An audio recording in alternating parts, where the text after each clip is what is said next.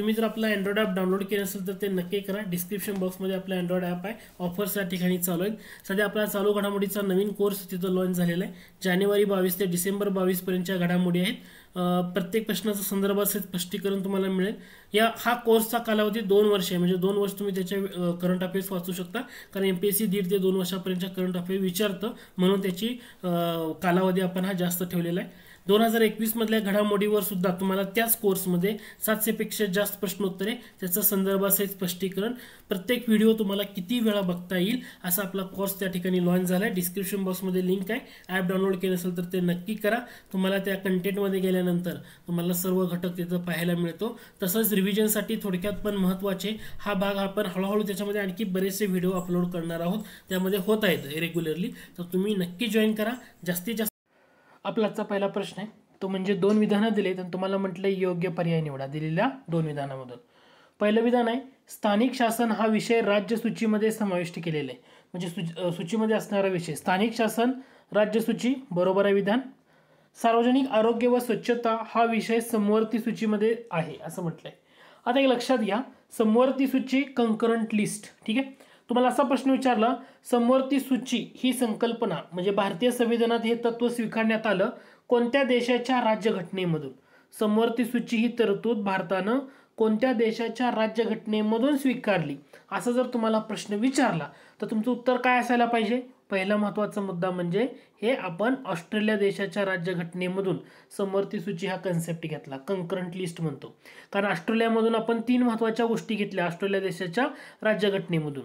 एक तर समवर्ती सूची होतीच, दुसरं म्हणजे संसदेची जी संयुक्त बैठक होते दोन्ही सभागृहांची, लोकसभा आणि राज्यसभा, तर त्या संयुक्त बैठकीची तरतूद सुद्धा आपण ऑस्ट्रेलिया देशाच्या राज्यघटनेतून घेतली. आणि तिसरा मुद्दा जो आपण ऑस्ट्रेलिया देशाच्या राज्यघटनेतून घेतला तो म्हणजे व्यापार व वाणिज्य स्वातंत्र्य, व्यापार वाणिज्य स्वातंत्र्य हा मुद्दा. म्हणजे आपण ऑस्ट्रेलिया देशाच्या राज्यघटनेतनं 3 मुद्दे घेतलेत. कोणतं? समवर्ती सूची, संयुक्त बैठक, व्यापार वाणिज्य स्वातंत्र्य हा मुद्दा. मग तुम्हाला आता काय म्हटलंय, सार्वजनिक आरोग्य व स्वच्छता हा विषय समवर्ती सूचीतला. समवर्ती सूचीतल्या घटकावर कायदे करण्याचा अधिकार राज्यांना पण आहे आणि केंद्रांना पण आहे. पण आरोग्य आणि स्वच्छतेचा मुद्दा जेव्हा येतो, सार्वजनिक आरोग्य स्वच्छता, तर हे लक्षात ठेवा हा विषय येतो राज्य सूचीमध्ये. राज्य सूचीमध्ये जी विषयांची यादी आहे त्याच्यामध्ये विषय क्रमांक 6 मध्ये तुम्हाला हा घटक पाहायला मिळतो. त्याच्यामुळे दुसरं विधान चुकीचं आहे, पहिलं विधान बरोबर आहे. फक्त मुद्दा काय आला, समवर्ती सूचीमुळे मी हा कन्सेप्ट ऍड केला इथं. पुढचा प्रश्न बघा, प्रश्न असा विचारलाय, सिंपलचा प्रश्न आहे, फक्त तुम्हाला तो घटक समजला पाहिजे. प्रश्न काय होता तर सदविवेक बुद्धीचे किंवा सदविवेकाचे स्वातंत्र्य ही तरतूद संविधानातल्या कोणत्या कलमामध्ये आहे असं म्हटलंय. ऑप्शन दिले कलम 19, 21, 25 आणि 28 असे तुम्हाला ऑप्शन्स आहेत. कलम 19 म्हटलं तर कलम 19 मध्ये आपल्याला नागरिकांना म्हणजे 6 प्रकारच्या स्वातंत्र्य नागरिकांना बहाल केलेत. म्हणजे भाषण, विचार स्वातंत्र्य आहे, शांततापूर्वक सभा भरवण्याचं स्वातंत्र्य आहे, संघटना किंवा सहकारी संस्था स्थापन करण्याचं स्वातंत्र्य आहे, भारतात सर्वत्र संचार करण्याचं स्वातंत्र्य आहे किंवा भारतात कुठेही स्थायिक व्हायचं स्वातंत्र्य आहे, कोणताही व्यापार व्यवसाय करण्याचं स्वातंत्र्य असं तुम्हाला यामध्ये दिलेलं आहे. परंतु सदविवेकाचं स्वातंत्र्य म्हटल्यानंतर कलम 19 मध्ये येत नाही. कलम 21 चा जर विचार केला तर हे जीवित व व्यक्ती स्वातंत्र्याचे संरक्षण आहे. कलम 21 मध्ये जीवित व व्यक्ती स्वातंत्र्याचं संरक्षण, त्याच्यामुळे सदविवेक बुद्धीचं किंवा सदविवेकाचं स्वातंत्र्य येणार आहे का? नाही. कलम 25 मध्ये काय आहे, सदविवेक बुद्धीचे स्वातंत्र्य म्हणजे धर्माचे मुक्त प्रकटीकरण, आचरण आणि विचार हा घटक तुम्हाला कलम 25 मध्ये दिसतोय. म्हणजे हे तुमचं उत्तर असायला पाहिजे.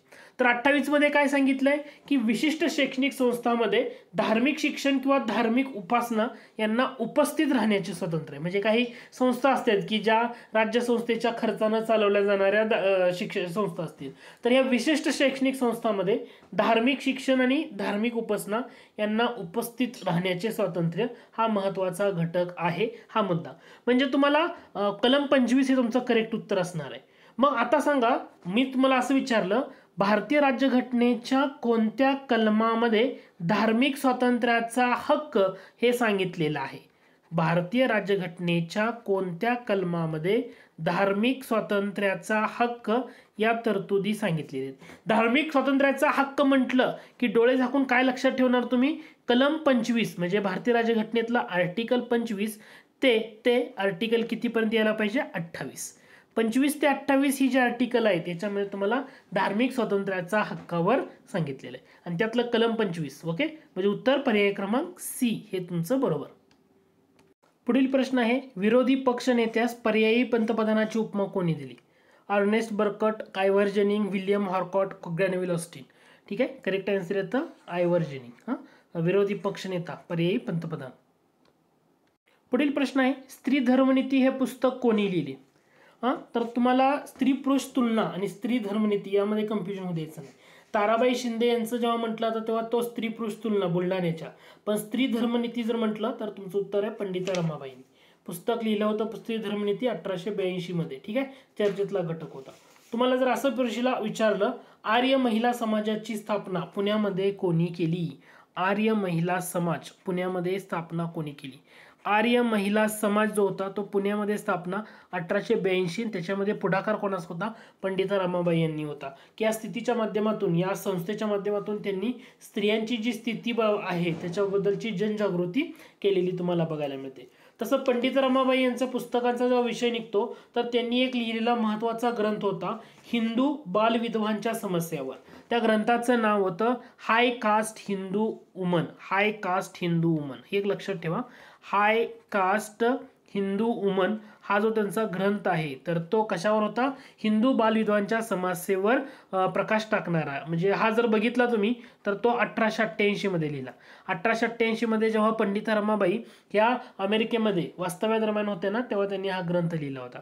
तुम्हाला असा प्रश्न विचारला, पंडिता रमाबाई यांना कैसरिय हिंद ही पदवी ब्रिटिश सरकारने केव्हा दिली? पंडिता रमाबाई यांना कैसर ई हिंद ही पदवी ब्रिटिश सरकारने केव्हा दिली? तर तुमचं उत्तर काय पाहिजे? 1919. हे लक्षात ठेवा. 1919 मध्ये त्यांना कैसरी हिंद पदवी दिली. 1922 मध्ये त्यांचं निधन झालेलं होतं. हे तुम्हाला इथं लक्षात ठेवणं गरजेचं आहे. तुम्हाला असं म्हटलं, पंडिता रमाबाई यांनी रमाबाई असोसिएशन ही संघटना स्थापन केली होती, संस्था स्थापन केली होती. रमाबाई असोसिएशन ही संस्था कोणत्या ठिकाणी स्थापन केली होती? तर हे कधी स्थापन झालं होतं? 1887 मध्ये. ओके, आणि 1887 मध्ये कुठं होत्या? अमेरिकेत. मग अमेरिकेतल्या बोस्टन या शहरामध्ये त्यांनी रमाबाई असोसिएशन ही संस्था स्थापन केलेली होती. हा महत्वाचं. किंवा तुम्हाला असं विचारलं, पंडिता रमाबाई यांनी शारदा सदन केव्हा स्थापन केलं? शारदा सदन, कारण त्याला शारदाश्रम म्हटलं होतं 1889 मध्ये. ठीक आहे, 1890 मध्ये ते मुंबईला स्थापन झालं, ते नंतर पुण्याला ट्रान्सफर केलं होतं ते शाखा त्याची केडगाव या ठिकाणी, आणि केडगाव या ठिकाणी त्यांचं नंतर निधन झालेलं तुम्हाला पाहायला मिळतं. तर तुम्हाला काय होतंय यांच्याबद्दल, जेव्हा पंडिता रमाबाई यांच्याबद्दल जेव्हा प्रश्न विचारला जाईल ना, वेगवेगळ्या गोष्टी विचारल्या गेल्या तर तुम्हाला माहित असणं गरजेचं आहे. क्लिअर? पुढचा प्रश्न आहे, डॅश डॅश अन्वये संयुक्त लोकसेवा आयोगाची स्थापना करता येते. कशा अन्वये? राज्यसभेचा ठराव, राष्ट्रपतींचा आदेश, संसदेचा कायदा आणि संबंधित राज्य विधिमंडळाचा ठराव. संयुक्त लोकसेवा आयोग, जेव्हा तुम्हाला महत्त्वाचा मुद्दा तो म्हणजे संघ लोकसेवा आयोग असू द्या किंवा राज्य लोकसेवा आयोग असू द्या, जेव्हा लोकसेवा आयोग असा जेव्हा कन्सेप्ट म्हटलं जातं, पहिल्यांदा 2-3 गोष्टी नक्की लक्षात ठेवायच्या. पहिला मुद्दा, भारतीय राज्यघटनेच्या कोणत्या भागामध्ये लोकसेवा आयोगाच्या तरतुदी तुम्हाला बघायला मिळतील? तर त्याचा जो भाग आहे तर भाग क्रमांक 14 मध्ये तुम्हाला पाहायला मिळेल.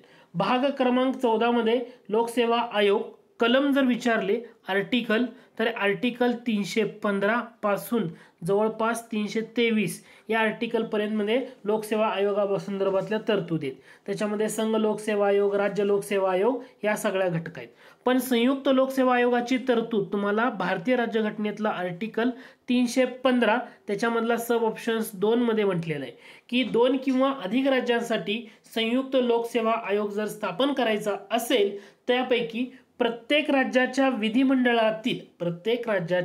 विधिमंडळातील विधानसभा असू द्या आणि ज्या ठिकाणी विधान परिषद असेल तर ह्या दोन्ही सभागृहांनी तशा आशयाचा ठराव करून संसदेकडे पाठवावा लागतो. म्हणजे तुम्हाला जर असा प्रश्न विचारला तर बरोबर तसा म्हणजे विधानसभेनं त्या राज्याच्या किंवा विधान परिषद असेल तर त्यांनी तसा काय करावा लागतो, पहिल्यांदा ठराव संमत करून संसदेकडे पाठवावा लागतो आणि मग संसदेकडे आल्यावर कायदा करून संसद काय करते, कायदा करून संयुक्त लोकसेवा आयोगाची स्थापना करू शकते. असं भारतीय राज्यघटनेच्या कलम 315 सब ऑप्शन 2 मध्ये सांगितले. मग तुम्हाला जर प्रश्न विचारला डॅश डॅश अन्वये संयुक्त लोकसेवा आयोगाची स्थापना करता येते तर तुम्हाला ह्यात राज्यसभेचा ठराव, राष्ट्रपतीचा आदेश समजला नाही, पण हे दोन्ही मुद्दे तिथं आलेत. मग तुमचं उत्तर काय पाहिजे, संबंधित राज्याचा विधिमंडळाचा ठराव येणार आहे का, नाही. विधिमंडळाचा ठराव म्हणजे तो अशाचा ठराव गेला पण फायनल कोणी केला, संसदेनं कायदा करून. म्हणून तुमचं करेक्ट आन्सर इथं काय पाहिजे, पर्याय क्रमांक 3 पाहिजे. घटक लक्षात येतोय का बघा, डॅश डॅश अन्वये संयुक्त लोकसेवा आयोगाची स्थापना करता येते संसदेचा कायदा करून. ओके, म्हणजे तुम्हाला मुद्दा समजून घ्या. भारतीय राज्यघटनेच्या कलम 315 सब ऑप्शन 2 मध्ये असं सांगितले, 2 किंवा अधिक राज्यांसाठी जर एकच संयुक्त लोकसेवा आयोग स्थापन करायचा असल्यास त्यापैकी प्रत्येक राज्य जे आहे त्या प्रत्येक राज्याच्या विधिमंडळातील जी विधानसभा असेल आणि ज्या ठिकाणी विधान परिषद असेल तर म्हणजे प्रत्येक ठिकाणी विधान परिषद असते असं नाहीये, तर ह्या दोन्ही सभागृहांनी तशा आशयाचा ठराव करायचा, संसदेकडे पाठवायचा, संसद कायदा करणार आणि संयुक्त लोकसेवा आयोगाची स्थापना केली जाते. हा महत्वाचा मुद्दा, त्यामुळे कन्सेप्ट फक्त माहित असू द्या. क्लिअर. त्यानंतर पुढचा प्रश्न बघा, 2 विधानं दिली तर तुम्हाला काय म्हटलंय, योग्य पर्याय निवडा. कलम 131 नुसार सर्वोच्च न्यायालय हे अभिलेख न्यायालय असेल. सर्वोच्च न्यायालय अभिलेख न्यायालय हे कलम 131 मध्ये नाही 129 मध्ये सांगितले, त्याच्यामुळे पहिलं विधान चुकीचं आहे.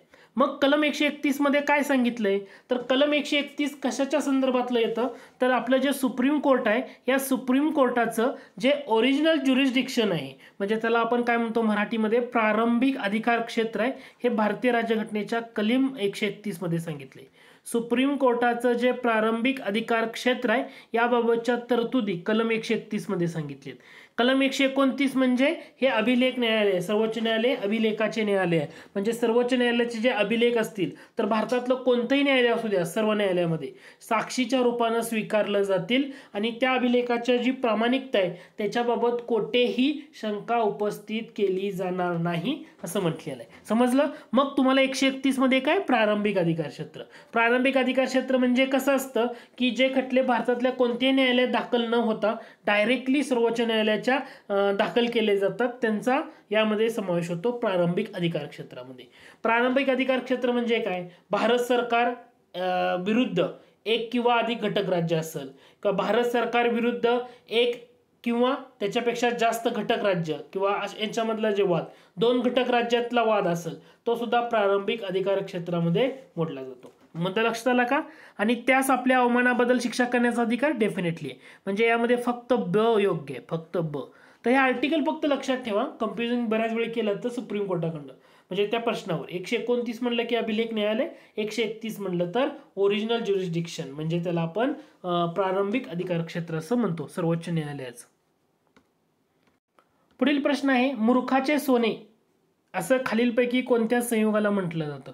हे ओल्ड पॅटर्न बऱ्याच वेळा येऊन गेलेला प्रश्न आहे. आयर्न सल्फाईड लक्षात ठेवा, iron sulphide, that is correct answer. पुढील प्रश्न आहे, खालील विधानातून बरोबर असलेलं विधान ओळखा. अल्पसंख्याक या शब्दाची भारतीय राज्यघटनेत व्याख्या दिलेली आहे. पहिला मुद्दा, अल्पसंख्याक शब्दाची भारतीय राज्यघटनेमध्ये व्याख्या दिलेली नाही. धार्मिक अल्पसंख्याक तसंच भाषिक अल्पसंख्याक या दोघांनाही राज्यघटना अनुच्छेद 29 अन्वये काय म्हणते, संरक्षण लाभलं. आता कलम 29 म्हणजे काय, अल्पसंख्याक समूहाच्या हित संबंधाचं संरक्षण. याच्यामध्ये 2 मुद्दे आहेत, कलम 29(1) आणि दुसरा आहे 29(2). कलम 29(1) मध्ये काय सांगितले की भारतातली कोणतीही व्यक्ती असू द्या, त्या व्यक्ती किंवा त्या व्यक्तीचा समुदाय असू द्या तर त्यांना स्वतःची भाषा, लिपी आणि संस्कृती जतन करण्याचा अधिकार असेल. भारतातली कोणतीही व्यक्ती असू द्या किंवा कोणतीही व्यक्तींचा समुदाय असू द्या त्या व्यक्तींना किंवा व्यक्तीच्या समुदायाला स्वतःची भाषा, लिपी आणि संस्कृती जतन करण्याचा अधिकार असेल. आणि कलम 29(2) मध्ये काय सांगितलंय की राज्याच्या खर्चामधून एखादी संस्था चालवली जात असेल शैक्षणिक संस्था, तर त्या शैक्षणिक संस्थांमध्ये धर्म, वंश, जात, लिंग, भाषा या आधारावर कोणत्याही कोणालाही प्रवेश नाकारला जाणार नाही म्हणून सांगितले. तर इथं धार्मिक अल्पसंख्याक आणि भाषिक अल्पसंख्याक कलम 29, त्यामुळं दुसरं विधान बरोबर आहे, पहिलं विधान हे चुकीचं आहे. कारण अल्पसंख्याक या शब्दाची भारतीय राज्यघटनेमध्ये कुठेही व्याख्या दिलेली नाही. जर तुम्हाला सांस्कृतिक आणि शैक्षणिक अधिकार भारतीय राज्यघटनेमधल्या कोणत्या कलमामध्ये असं विचारलं तर सांस्कृतिक व शैक्षणिक अधिकार भारतीय राज्यघटनेतल्या कोणत्या कलमामध्ये म्हटलं तर कलम 29 आणि कलम 30 ही दोन कलम तुम्हाला माहीत असणं गरजेचं आहे. इथं थोडंसं घटक आहे ना, तो फक्त समजून घ्या.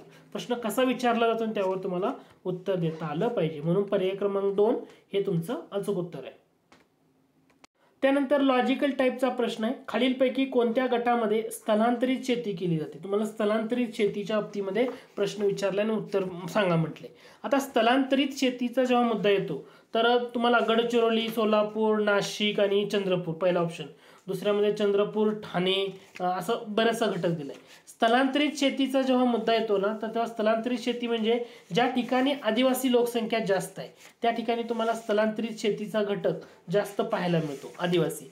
आता सोलापूरचा विचार करा, आदिवासी जास्त पाहायला मिळतात का नाही, त्यामुळे हे ऑप्शन पहिला ऑप्शन तर येणार नाही.